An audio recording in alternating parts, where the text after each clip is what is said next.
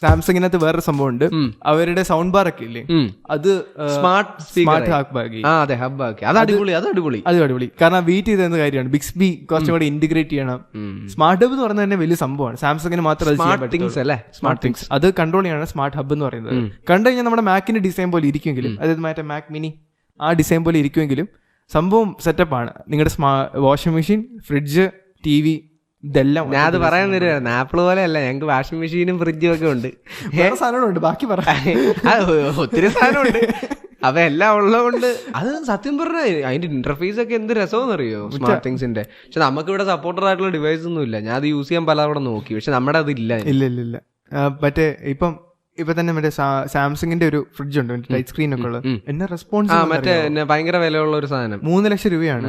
അതിനകത്ത് വലിയ സ്ക്രീൻ ഒക്കെ ഉണ്ട്. ഞാൻ അതിന്റെ ഫസ്റ്റ് എക്സ്പീരിയൻസ് വീഡിയോ ഞാൻ ഇവിടെ ഡിസ്പ്ലേ ചെയ്യാം. ഞാൻ ഇവിടെ അന്തം വിട്ട് നിൽക്കുന്നത്.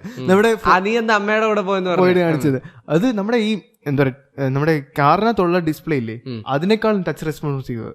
ഇങ്ങനെ ഒഴുകുക. അതിങ്ങനെ ഇവൻ പറഞ്ഞത് സാംസങ് മറ്റേ ടാബിന്റെ കൂടെ ഫ്രിഡ്ജ് ഇറക്കി. ഫ്രിഡ്ജിനകത്ത് ടാബ് ഒന്നുമല്ല, നേരെ തിരിച്ചു. അത് നമ്മുടെ പോഡ്കാസ്റ്റിൽ പറഞ്ഞു.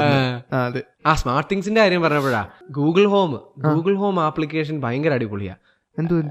അല്ല ഞാൻ പറഞ്ഞതാ, സ്മാർട്ട് തിങ്സിനെ അപേക്ഷിച്ച് കുറെ കൂടെ അടിപൊളിയാ. എന്നുവെച്ചാൽ ഭയങ്കര മിനിമലാണ്, പക്ഷെ എല്ലാം കൺട്രോൾ ചെയ്യാം. കുറെ തേർഡ് പാർട്ടി സർവീസ് അവരെ അക്സെപ്റ്റ് ചെയ്യാം. അതുണ്ട്, അത് ഗൂഗിളിനും ഉണ്ട്, അലക്സയ്ക്കും ഉണ്ട്. അപ്പൊ അത് അലക്സ എനിക്ക് അത്ര റെസ്പോൺസീവ് ആയിട്ട് തോന്നിയിട്ടില്ല. കൺട്രോൾ ഭയങ്കര രസം. എന്ന് വെച്ചാൽ നമുക്കിപ്പോ ഇവിടുത്തെ ലൈറ്റിന്റെ ഇന്റൻസിറ്റി ഉൾപ്പെടെ മറ്റേ മൾട്ടിപ്പിൾ ആപ്സ് ഇപ്പൊ നമ്മളിവിടെ ഹോമില് നമ്മളിവിടെ വിപ്രോയും സ്മാർട്ടിഫൈയുടെ സ്വിച്ചസും പല മൾട്ടിപ്പിൾ സാധനങ്ങളാണ് യൂസ് ചെയ്യുന്നത്. ഇതെല്ലാം ഒറ്റ ഇന്റർഫേസിൽ കാണാം.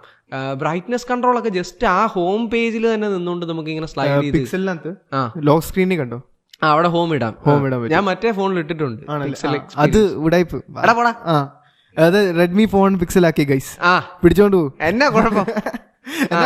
ഒരു കുഴപ്പമില്ല, എനിക്ക് അൺലിമിറ്റഡ് ബാക്കപ്പും കിട്ടും. ഇത് പുറത്തൊന്നും പോയി കഴിഞ്ഞാൽ വിഷയാന്നറിയോ? എന്നത് തെറ്റില്ലേ? പിന്നെ തെറ്റ് എന്നാ തെറ്റ്? പോടാ. പിക്സലിന്റെ പുതിയ ഫീച്ചേഴ്സ് ഒക്കെ കിട്ടും, നല്ല രസാ റെഡ്മി ഫോണിനകത്ത് കേട്ടോ. എന്നാ കുഴപ്പം? ഓപ്പൺ സോഴ്സ് ആക്കുമ്പോ ആലോചിക്കണം ആൾക്കാർ എടുത്തിട്ട് പെരുമാറും.